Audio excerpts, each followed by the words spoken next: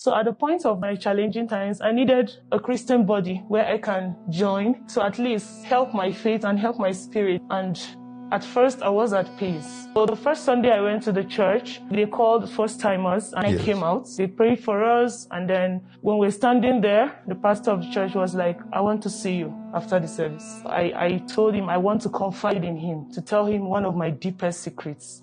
He prayed with me and told me I shouldn't feel guilty at all of what I've done before. So I said, okay, thank you so much, sir. The second time was when I went back.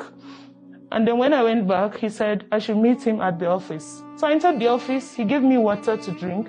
All of a sudden, I started feeling dizzy. I started feeling dizzy. I felt like I was sleepy, but I wasn't sleepy when I was coming. So what happened? Is this the pastor or someone else? No, the pastor. The pastor. So he started telling me, you know, you're a beautiful lady. You have a very good body structure. Every man will want to come close. I wish I knew you before now. And I know I'm married, but then, like, do you mind if you can be more closer to me, like, be a friend? And I told him, sir, you're my father. I said, no. And then I stepped out.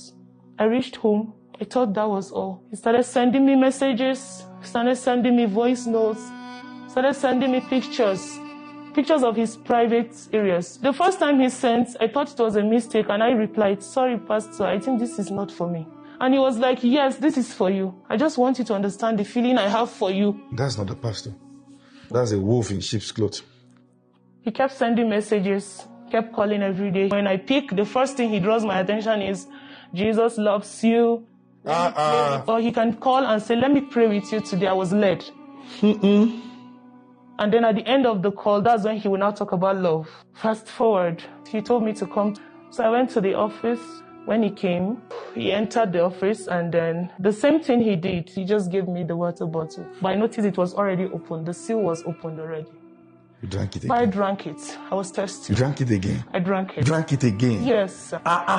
I was thirsty. I don't know what came over. I was so thirsty. I had to drink. Then I was sitting on the chair. He sat on the table edge. Then he started touching me, making advances. And then he told me, no matter how I shout, nobody is going to hear me.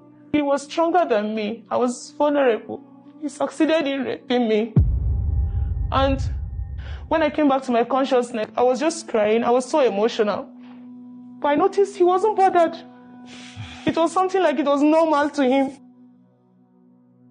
Immediately I got back home. I saw his call again.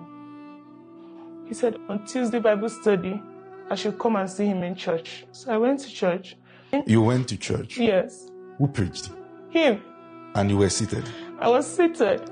And he was seeing you? He was seeing me. And he preached? He preached. What was the topic that day? He was preaching on how some pastors fall, luring other ladies, and how the spiritual life of the lady are not really strong. So he was encouraging the youths to be sensitive and not to just take spirituality casual. He was encouraging the youths to be on fire for God.